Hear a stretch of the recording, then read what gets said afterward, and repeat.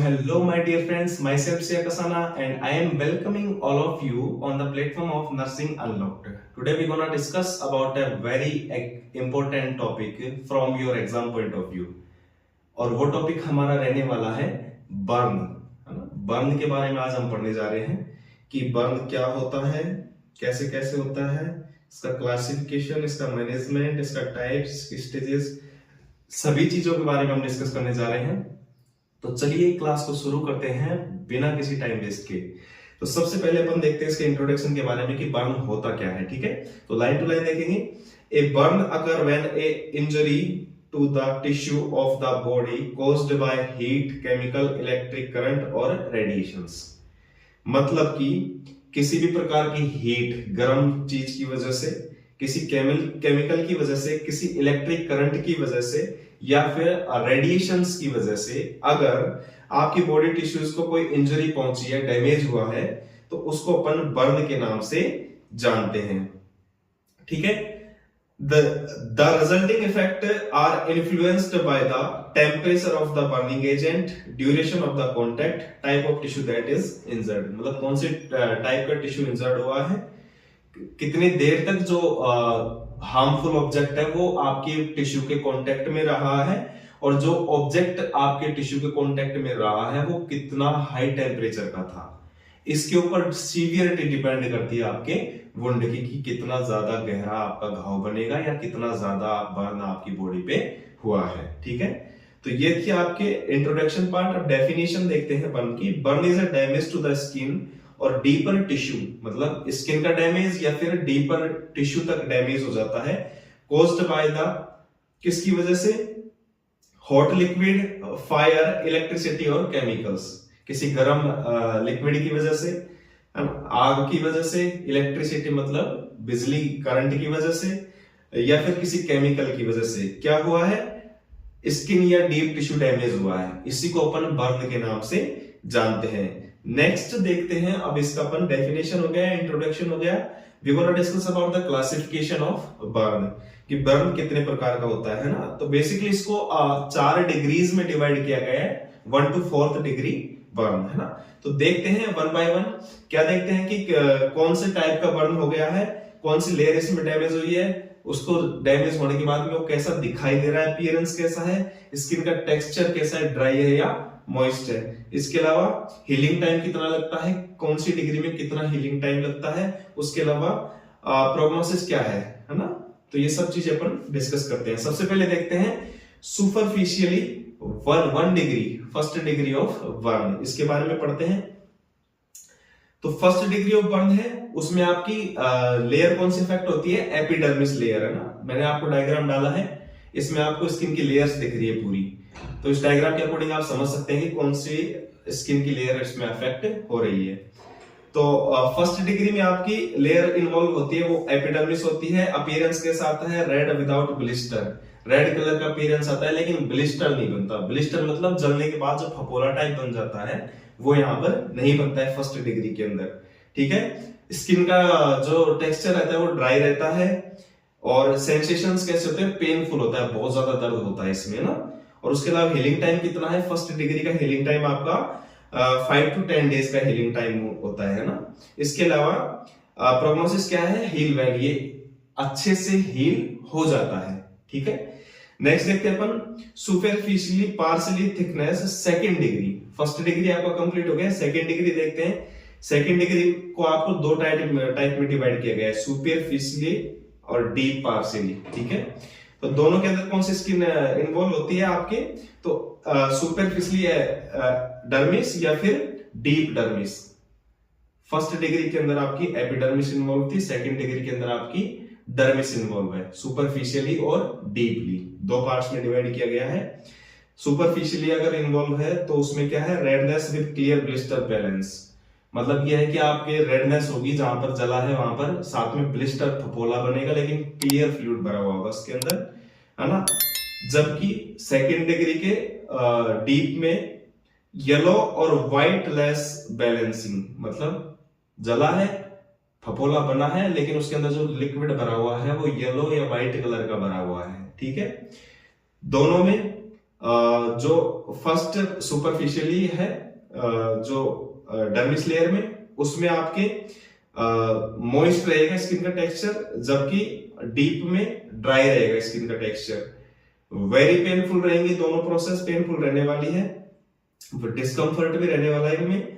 और जो सुपरफिशियली है उसमें 2 से 3 वीक का हीलिंग टाइम लग सकता है, जबकि जो डीप बर्न हुआ है उसके अंदर आपका 3 से 8 वीक का टाइम लग सकता है। प्रोग्नोसिस क्या है इसका? Local infection but no scarring. मतलब यह है कि अगर सुपरफिशियली जला है तो इसका मतलब यह है कि लोकल इन्फेक्शन तो हो सकता है लेकिन स्कार फॉर्मेशन नहीं होगा, मतलब धब्बा नहीं बनेगा उस जगह पे। लेकिन अगर डीपली अगर ये हो चुका है तो स्कारिंग कॉन्ट्रेक्शन हो सकता है, मतलब स्कार फॉर्मेशन वहां पे बन सकता है, दाग या धब्बा वहां पर जलने का रिमेन रह सकता है। उसके बाद में अपन बात करते हैं थर्ड डिग्री की। थर्ड डिग्री के अंदर देखो क्या है, एंटायर डर्मिस लेयर अगर आपकी टिश्यू हुई है, डैमेज हुई है, sorry, entire layer of dermis अगर डैमेज हो चुकी है तो वो आपके थर्ड डिग्री के अंदर आएगा। अपीयरेंस कैसा आएगा? Stiff and white brown, no blanching. मतलब ये है कि स्टिफ और व्हाइट कलर का अपीयरेंस दिखाई देगा गांव के अंदर आपको, ठीक है। उसके अलावा लिथार्जिस का स्किन टेक्सचर रहेगा।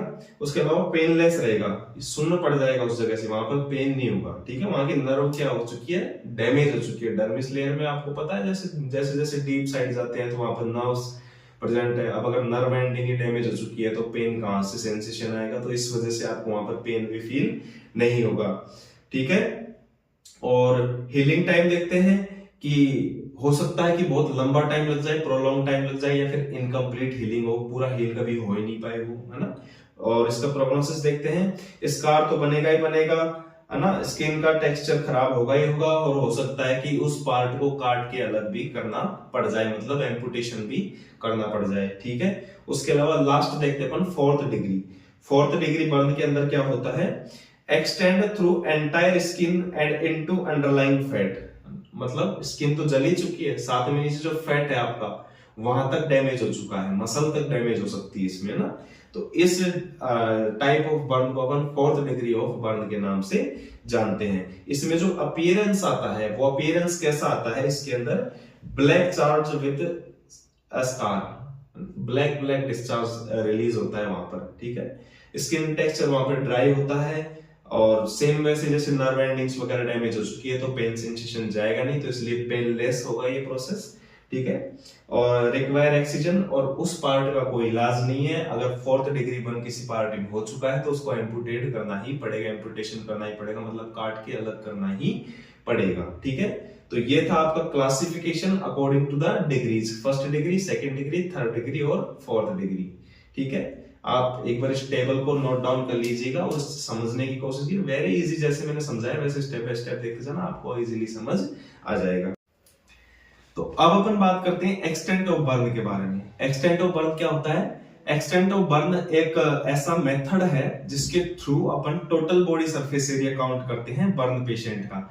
मतलब किसी पेशेंट के साथ में अगर बर्न एक्सटेंट हुआ है तो उसका कितना बॉडी का सरफेस एरिया जल चुका है, बर्न हो चुका है, डैमेज हो चुका है, तो उसको डिटरमाइन करने के लिए अपन एक फॉर्मूला यूज करते हैं जिसको अपन एक्सटेंट ऑफ बर्न या फिर रूल ऑफ 9 के नाम से जानते हैं, ठीक है। तो इजी है, उसको याद रखना कुछ भी नहीं है। दोनों अपर एक्सट्रीमिटीज और फेस का 999% होता है, मतलब एक एक्सट्रीमिटी 9%, दूसरी एक्सट्रीमिटी में अगर इन्वॉल्व है 9%, अगर फेस इन्वॉल्व है तो 9%। सेम ऐसे trunk area front, trunk area back, और उसके अलावा आपके दोनों लोअर एक्सट्रीमिटीज का 18% होता है। फ्रंट से अगर जला है तो 18, बैक ट्रंक अगर इन्वॉल्व है तो 18, लेफ्ट लेग अगर इन्वॉल्व है तो 18, राइट लेग है तो 18%। और अगर जेनिटल एरिया आपका बर्न हुआ है तो उसको भी अपन 1% रिकॉग्नाइज करते हैं। उसके अलावा पैथोफिजियोलॉजी की बात करते हैं। बर्न अगर हुआ है किसी पेशेंट की बॉडी में क्या क्या चेंजेस आ सकते हैं? तो बर्न की वजह से क्या होता है? लिम्फोसाइट एक्टिविटी डिप्रेस होती है। लिम्फोसाइट एक्टिविटी डिप्रेस होने की वजह से इम्यूनोग्लोबुलिन डिक्रीज हो जाती है बॉडी में, जो सप्रेस करते हैं आपकी कंप्लीमेंट एक्टिविटीज को ना। मतलब कि जो अल्ट्रेशन आ जाते हैं आपके न्यूट्रोफिल्स और मैक्रोफेजेस सेल में, जो आपके foreign body particle harmful bacteria viruses को आइडेंटिफाई के किल करती है, उनमें आ जाता है क्या? अल्ट्रेशन। अब अगर वो अल्ट्रेशन आ गया उनमें तो इम्यून सिस्टम है बॉडी का, वो क्या हो जाता है? सप्रेस, और इन्फेक्शन होने का जो खतरा है वो बढ़ जाता है। तो आपके बर्न से लेकर इन्फेक्शन कॉज होने तक की जो प्रोसेस है कंप्लीट हमारी बॉडी में होती है, उसी को अपन पैथोफिजियोलॉजी के नाम से जानते हैं। प्री हॉस्पिटल केयर क्या है? प्री हॉस्पिटल केयर में कुछ भी नहीं है। अगर पेशेंट बर्न हो गया है तो हॉस्पिटल लाने से पहले या फिर जब तक एम्बुलेंस आपके घर तक पहुंचती है उस दौरान आपको पेशेंट की क्या केयर करनी है? पेशेंट की केयर इतनी सी करनी है कि आपको जो बर्निंग सोर्स है वहां से पेशेंट को रेस्क्यू करना है, उस जगह से निकालना है और सेफ जगह पे लेके आना है। अगर इलेक्ट्रिक बर्न हुआ है तो उस इलेक्ट्रिक सोर्स जो है, लाइट का जो सोर्स है उसको हटा के उससे दूर कर देना है। उसके अलावा थर्मल बर्न अगर हुआ है तो पेशेंट को क्या करना है? नॉर्मल बर्न हुआ है तो आपको गीला टॉवल लेना है एक साफ और उससे लपेट देना है ना।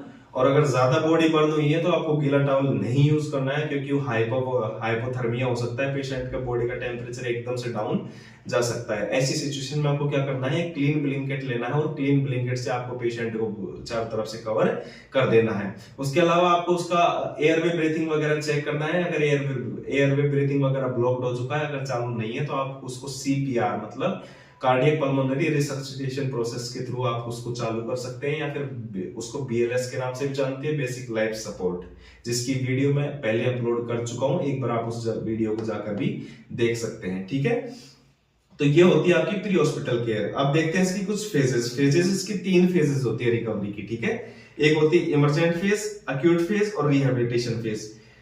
समझ लो शॉर्ट में क्या होती है। इमरजेंट जो फेज होती है, इमरजेंट फेज के अंदर क्या होता है?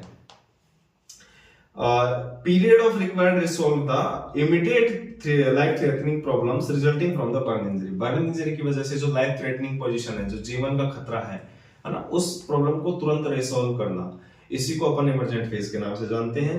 ये 24 से 48 घंटे के अंदर कंप्लीट हो जाती है ये फेज। ठीक है, और ये एंड होती है आपके डायलिसिस स्टार्ट होने से, है ना। आपको मेल कैथेटर, फीमेल है तो फीमेल में कैथेटर वगैरह इंसर्ट करना है, डायलिसिस प्रोसेस वगैरह स्टार्ट करवानी है, वहां जाके आपकी ये फेज क्या हो जाती है? कंप्लीट हो जाती है। आपको इसमें क्या है? इलेक्ट्रोलाइट वगैरह बैलेंस करने हैं, है ना, और इन्फेक्शन इन्फ्लामेशन से क्या करना है? पेशेंट को प्रिवेंट करना है। क्लिनिकल मैनिफेस्टेशंस क्या क्या साइन एंड सिम्टम्स दिखाई देंगे पेशेंट में, इसकी ये चीज देख लेते हैं। पहला, पेशेंट में शॉक, सबसे पहला सिम्टम क्या आएगा? शॉक। शॉक के अलावा पेन तो है ही है, पेन तो दिखाई देगा, पेशेंट को दर्द तो महसूस होगा ही होगा। उसके अलावा हाइपोवोल्यूमिया, फ्लूइड लॉस हो गया बॉडी से तो हाइपोवोल्यूमिया होने वाला है पेशेंट को 100%। उसके अलावा ब्लिस्टर फॉर्मेशन हो जाएगा, फफोले बन जाएंगे पूरी बॉडी पे जहां से पेशेंट जला हुआ है। ठीक है, इसके अलावा सीवियर डिहाइड्रेशन, मतलब फ्लूइड लॉस अगर बॉडी से हुआ है तो डिहाइड्रेशन तो होगा ही होगा। ठीक है, फ्लूइड की कमी हो जाएगी बॉडी के अंदर। उसके अलावा एडिनेमिक इलियस, मतलब कि पैरालिसिस ऑफ इंटेस्टाइनल मूवमेंट, है ना, इंटेस्टाइन के अंदर कोई मूवमेंट नहीं प्रेजेंट होगा, और अगर मूवमेंट प्रेजेंट नहीं होगा तो बाउल साउंड वगैरह भी प्रेजेंट नहीं होंगे। इसके अलावा सिवरिंग, मतलब बॉडी में वाइब्रेशंस आएंगे, कपकपी चलेगी। इसके अलावा अनकॉन्शियस भी हो सकता है पेशेंट, बेहोश भी हो सकता है। अब इसका देखते हैं नर्सिंग मैनेजमेंट क्या है। नर्सिंग मैनेजमेंट में फर्स्ट मैनेजमेंट आपको फ्लूइड थेरेपी देनी है पेशेंट को, उसकी फ्लूइड उसको नीड को असेस करनी है कि कितनी इसको फ्लूइड की जरूरत है, उस हिसाब से आपको फ्लूइड चढ़ाना है पेशेंट को, और उसका यूरिन आउटपुट मेंटेन करके चलना है। दूसरा, आपको वुंड केयर करनी है, जिसमें आपको ड्रेसिंग वगैरह मेंटेन करके चलनी है वुंड की, और टिटेनस टॉक्साइड वगैरह एडमिनिस्टर करनी है पेशेंट को। तीसरा, आपको पेन एंजाइटी को क्या करना है? मैनेज करके चलना है। चौथा, साइकोलॉजिकल सपोर्ट प्रोवाइड करवानी है उसको, फिजियोलॉजिकल सपोर्ट, कंफर्ट पोजीशन वगैरह प्रोवाइड करवानी है। नेक्स्ट आपकी न्यूट्रिशनल थेरेपी है, जिसके अंदर आपको पेशेंट की नीड के अकॉर्डिंग उसको न्यूट्रिशन प्रोवाइड करवाना है ना, मोस्ट एप्रोप्रिएट फीडिंग प्रोवाइड करवानी है। ड्रग थेरेपी अगर देखा जाए, ड्रग थेरेपी क्या होती है? ड्रग थेरेपी में आप इसको एनाल्जेसिक्स दे सकते हैं, जैसे मॉर्फिन हो गया, मेट्रिनोडोन हो गया, ये क्या करेंगे? पेशेंट के दर्द को कम करेंगे। सेडेटिव ड्रग्स दे सकते हैं, जैसे कि हेलोपेरिडोल, ये क्या करेगी? पेशेंट को स्लीप में, सोने में हेल्प करेगी। ठीक है, उसके अलावा गैस्ट्रोइंटेस्टाइनल सपोर्ट के लिए आप एंटासिड वगैरह दे सकते हैं, जो न्यूट्रलाइज करेगा स्टमक एसिड वगैरह को, कम कर देगा। न्यूट्रलाइज कर देगा मतलब उसका जो इलेक्ट्रिक एसिडिक चार्ज है उसको कम कर देगा। ठीक है, उसके अलावा vitamin A, C, E multivitamin दे सकते हैं आप उस पेशेंट को, जो प्रमोट करेंगे वुंड हीलिंग, घाव को जल्दी भरने में हेल्प करेंगे। उसके अलावा आप मिनरल, आयरन, जिंक वगैरह दे सकते हैं, जो प्रमोट करेंगे सेल की इंटीग्रिटी और हीमोग्लोबिन को। ठीक है, तो ये सारे क्या है? इस इमरजेंट फेज की मैनेजमेंट है। तो ये फेज आपकी यहाँ कंप्लीट होती है। आप स्लाइड से नोट्स बना लीजिएगा ताकि आपको इजी रहेगा इस चीज के लिए। नेक्स्ट जो फेज आती है हमारी, second phase, acute phase. Dialysis, जहां पर आपकी इमरजेंट फेज खत्म होती है, वहां से आपकी अक्यूट फेज स्टार्ट होती है, और वुंड के क्लोज होने तक आपकी ये फेज चलती है। नर्सिंग मैनेजमेंट क्या करना है आपको, इसमें फ्लूइड थेरेपी कंटिन्यू रखनी है, उसके अलावा आपको न्यूट्रिशन थेरेपी कंटिन्यू रखनी है, फिजिकल थेरेपिस्ट की कंटिन्यू रखनी है, सेम टू सेम जैसे कि आपकी इमरजेंट फेज में थी, कुछ चेंजेस होने वाले नहीं है। लास्ट फेज जो आपकी आती है वो आपकी आती है रिहैबिलिटेशन फेज। मतलब क्या डेफिनेशन होती है इसकी, देखते हैं। begins when the patient burn wounds have been healed, return to optimal physical and psychological care। मतलब कि पेशेंट के जो बर्न वुंड है वो कंप्लीटली हील हो चुके हैं और वो इस पोजीशन में आ चुका है कि वो अपनी फिजिकल एक्टिविटीज को इजीली परफॉर्म कर पा रहा है, साइकोलॉजिकली उसके दिमाग पे कोई स्ट्रेस नहीं है। इस सिचुएशन में अगर पेशेंट आ चुका है तो उसको अपन रिहैबिलिटेशन फेज के नाम से जानते हैं। इसमें नर्सिंग मैनेजमेंट क्या करना है, काउंसिल करना है, पेशेंट को हेल्थ एजुकेशन प्रोवाइड करवानी है कि किस तरीके से उसको अपने आप को स्ट्रेस्ड आउट रखना है ना, और अपने वुंड्स वगैरह स्कार वगैरह की कैसे केयर करनी है। उसके अलावा पेशेंट को क्या करना है, डिस्चार्ज कर देना हॉस्पिटल से, उसको घर भेज देना है। So thank you all of you for watching this video. आज अगर आपको भी वीडियो पसंद आएगी तो लाइक कीजिए, सब्सक्राइब कर लीजिए चैनल को और कमेंट डाउन कीजिए आपका फेवरेट टॉपिक। आज के लिए बस इतना ही, जल्दी मिलते हैं किसी नए वीडियो में किसी नए टॉपिक के लिए। तब तक के लिए हंसते रहिए, मुस्कुराते रहिए। जय हिंद, जय भारत।